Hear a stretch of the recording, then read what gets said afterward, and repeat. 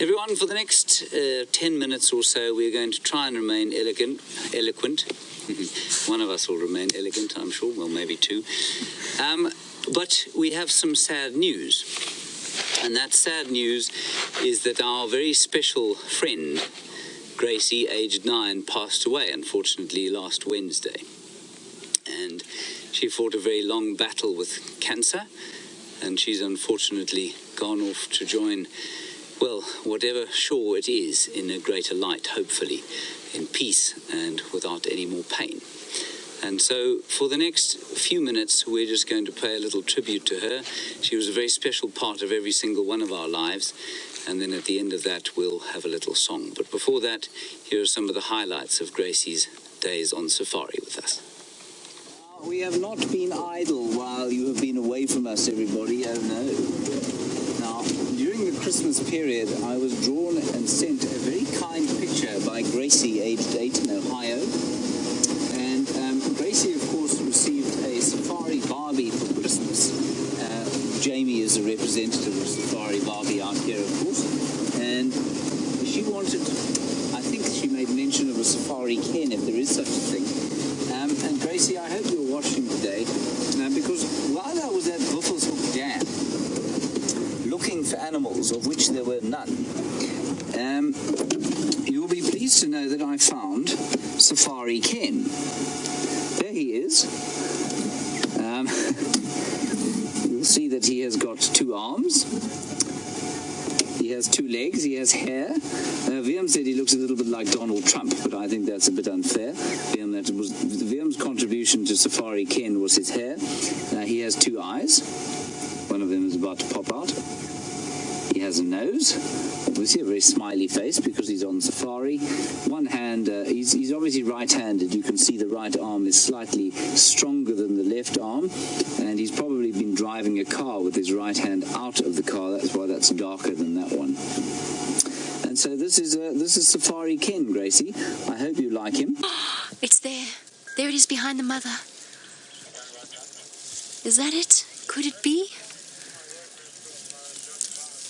Oh my goodness. Look, it's still fuzzy. It is. Oh goodness, look at its wobbly legs.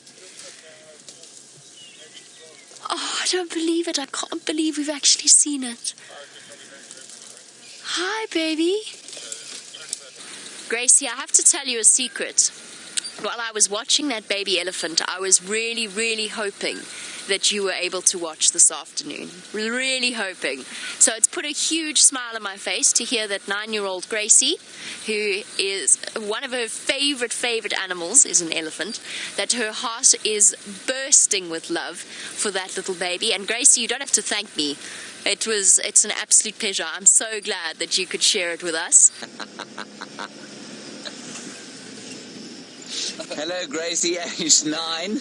You say, don't be in a yucky mood about this bird, because it doesn't matter. It doesn't matter. You're absolutely right, Gracie, especially not on your birthday.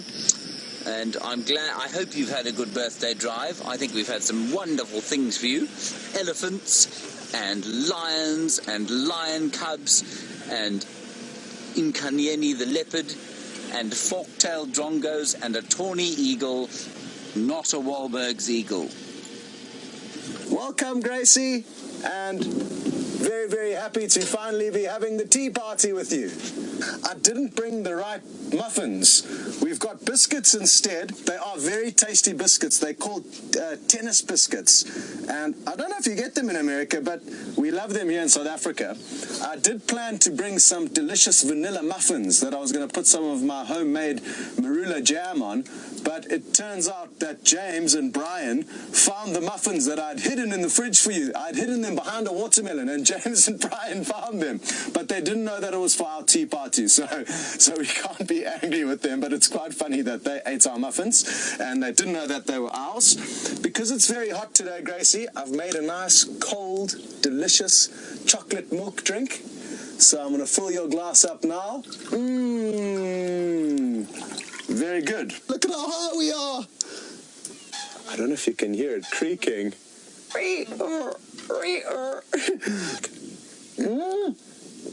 It's so good.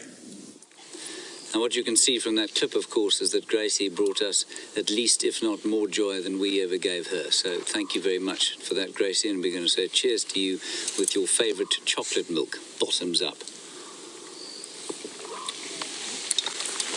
Now, each of us has got a little memory to share, and I'm going to hand over to Jamie to share hers. I think one of my favourite memories of Gracie was when she asked us to ask Brian, who of course at one point was in an actual circus, to please tell the circus to send through some water so that the hippos could have some and the elephants could drink some. And I always felt it was unbelievably touching that no matter what she was going through, she had that incredible selfless, caring nature. And as James said, she touched a lot of lives. So unfortunately, Gracie, I didn't get to know you too well before you passed on, but I did find a poem that I'd like to read to you, and it's called God Saw You Getting Tired by Francis and Kathleen Kilo. God saw you getting tired, and a cure was not to be. So he wrapped his arms around you and whispered, "Come to me." With tearful eyes, we watched you, and we saw you pass away. And although we loved you dearly, we could not make you stay. A golden heart stopped beating when he gave you rest. God's garden must be beautiful. He only takes the best. Very fitting. Now, I think my favorite Gracie story was the first baby wildebeest seen last year, and it was right next to the Djuma pan, and we've been going through that incredible dry period, and so all the animals were really, especially the buffalo bulls, were just sitting in that pan, and the baby wildebeest got a bit confused and saw a big dark thing there. And so it went up to this buffalo bull, sort of thinking it might be another friendly animal or friendly wildebeest. And this buffalo bull head-butted it about 5 meters. And this thing was 6 hours old. And it just was sort of, luckily at that age, malleable bones, it sort of just bounced back up. Meh. Didn't really know what was going. And Gracie came through. That buffalo needs a timeout. So that was my favorite. But yes, very, very, very special young lady, Gracie. So what you can see is that none of us have a sad story to share at all about her, and I think every single one of us, every time the name came through on the microphone or on the earpiece, said Gracie, aged 9. It was 8 for a long time, obviously. Gracie, aged 9, would like to know something.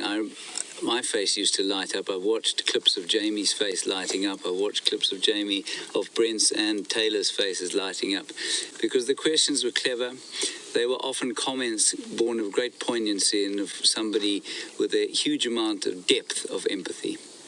And that's my sort of general memory of Gracie. And I know all the cameramen share in wishing her family and anybody who loved her, especially from Safari Live, of course, our best and most profound condolences. Now, obviously, I should sing her a little song, and I was going to sing a Zulu song called Osiyeza, which means we are coming, and it's about the crossing that the Zulu people believe you make to the land of your ancestors when you die, and it's a very good song.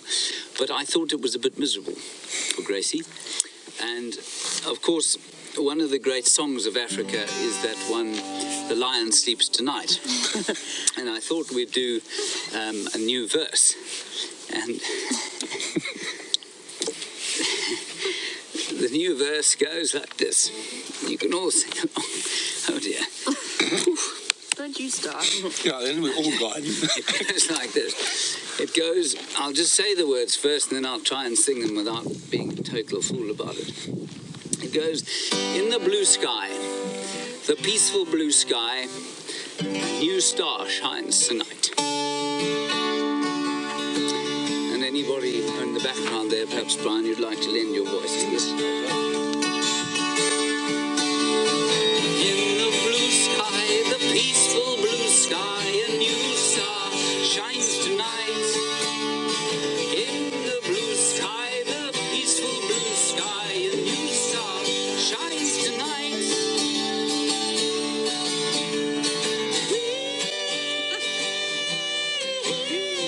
We are a mountain away.